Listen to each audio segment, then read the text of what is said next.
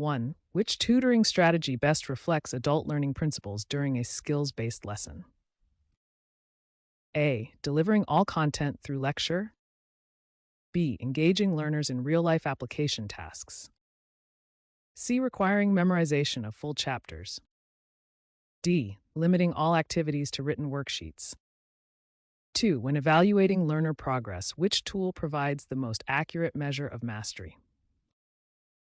A. Self-reported confidence survey. B. A performance-based assessment aligned to objectives. C. A list of completed homework assignments.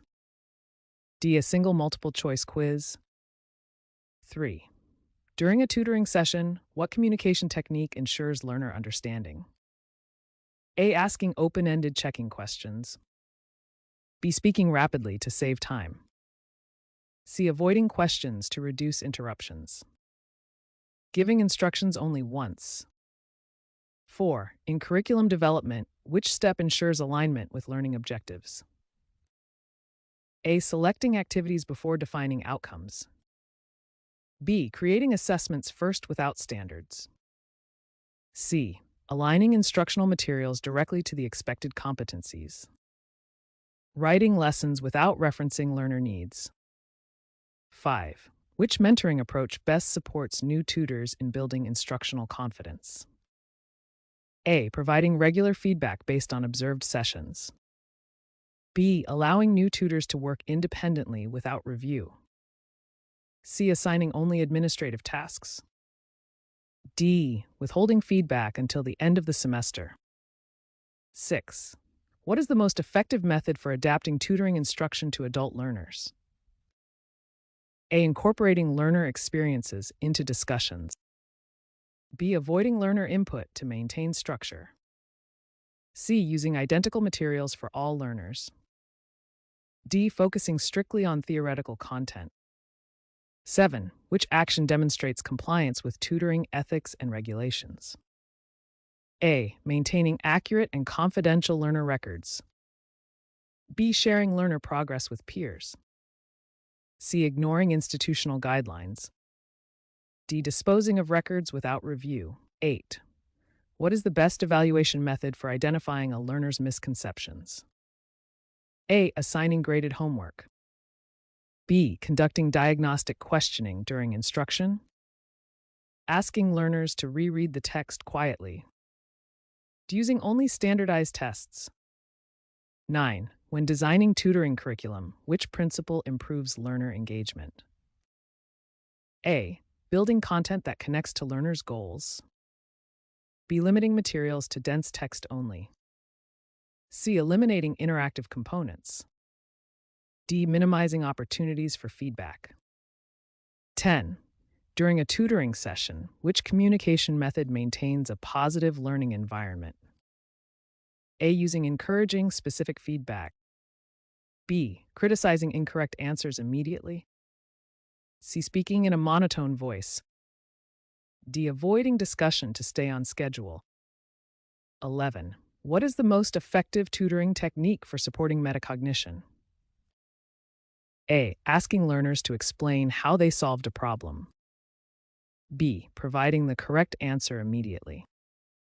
C. Allowing learners to skip reflection activities. D. Offering solutions without explanation. 12. Which evaluation tool best determines readiness for independent learning? A. A checklist of topics covered.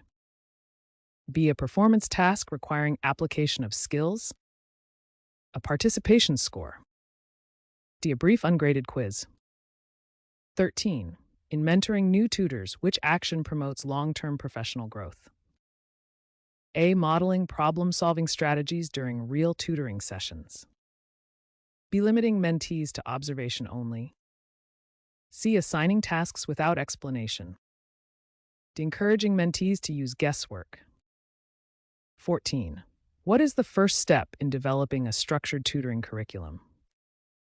A. Defining clear, measurable learning outcomes. B. Creating the final exam first. C. Selecting random practice materials. D. Preparing handouts before objectives. 15. Which scenario indicates effective communication during tutoring? The learner paraphrases key concepts accurately. B. The learner remains silent throughout the session. C. The tutor dominates the conversation. D. The tutor avoids asking comprehension questions. 16. When assessing skill development, which method ensures valid results? A. Using assessment tasks directly linked to targeted skills. B. Comparing scores to unrelated standards. C. Measuring only speed of task completion. D. Grading based on attendance. 17. What is the purpose of reflective questioning in adult learning? A. Encouraging deeper processing and ownership of knowledge. B. Increasing dependence on the tutor. C. Limiting independent thinking. D. Reducing instructional time. 18. Which tutoring practice most supports culturally responsive instruction? A. Incorporating examples relevant to learner backgrounds. B. Assuming identical experiences among learners. C. Avoiding discussion of learner perspectives. Using only traditional textbook examples. 19. During tutoring, which behavior supports learner motivation? A. Setting clear short-term success milestones. B. Ignoring learner preferences. C. Delivering repetitive instructions without context. D. Discouraging learner questions. 20. What is the most effective way to address a learner's recurring errors? A. Analyzing the error pattern and reteaching the underlying concept. Repeating the same instruction verbatim. C. Ignoring the errors to maintain pace. Moving on to more advanced topics. 21. Which evaluation practice ensures instructional fairness? A. Using consistent scoring rubrics. B. Adjusting grades based on personality. C. Changing criteria mid-assessment. D. Accepting incomplete work without review. 22. In curriculum planning, which element strengthens instructional coherence? A. Sequencing lessons logically from foundational to advanced topics. B. Presenting topics in random order. C. Teaching difficult content first. D. Skipping prerequisite skills. 23. Which communication approach is most effective when introducing new content? A. Breaking down concepts using clear, simple language. B. Using technical terms without explanation. C. Speaking continuously without examples. D. Providing instructions as quickly as possible. 24. What is the best mentoring practice for developing tutoring independence? A. Allowing mentees to lead sessions with guided supervision. B. Correcting mentees in front of learners. C. Taking over sessions to maintain control. D. Assigning only observation tasks. 25. Which adult learning method builds strong problem-solving skills? A. Presenting real-world applied scenarios. B. Providing only true or false worksheets. C. Using single-answer drill sheets. D. Requiring constant note copying. 26. Which evaluation technique identifies whether instruction was effective? A. Comparing pre-assessment to post-assessment performance.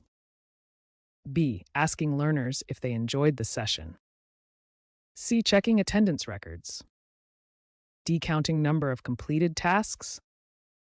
27. In tutoring communication, what technique reduces confusion? A. Summarizing key points at transitions. B. Switching topics without warning. C. Using vague descriptions. D. Speaking without checking understanding. 28. What is the primary purpose of regulatory compliance in tutoring? A. Ensuring ethical, transparent, and professional service delivery. B. Increasing the length of sessions. C. Maximizing tutor workload. D. Reducing opportunities for feedback.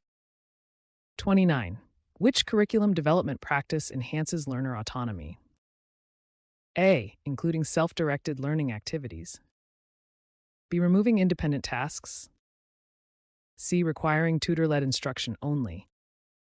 D. Eliminating reflection exercises. In mentoring, Which feedback method has the strongest instructional impact? A. Providing timely, specific, actionable feedback. B. Giving general positive comments only. C. Avoiding constructive criticism. D. Delivering feedback months later. 31. Which tutoring practice supports mastery-based learning? Allowing learners multiple opportunities to practice skills. B. Moving on regardless of mastery level. C. Teaching concepts once only. D. Focusing on speed instead of accuracy. 32. Which communication behavior strengthens rapport during tutoring? A. Demonstrating active listening. B. Interrupting often to correct. C. Speaking without eye contact. D. Avoiding learner questions. 33. What is the most effective evaluation approach for a complex skill? A. Breaking it into components and assessing each. B. Giving a single multiple choice quiz. C. Grading based on participation only. D. Asking learners if they feel confident. 34. Which curriculum design principle improves long-term retention? A. Spiral review of key skills across sessions. B. Teaching concepts once and not returning. C. Avoiding repetition entirely. D. Presenting only advanced material. 35. Which mentoring technique best prepares tutors for challenging sessions? A. Reviewing difficult scenarios and practicing responses. B. Avoiding exposure to challenges. C. Providing only theoretical explanations. D. Limiting mentees to easy learners. 36. In tutoring, what is the most effective approach to support diverse learning styles?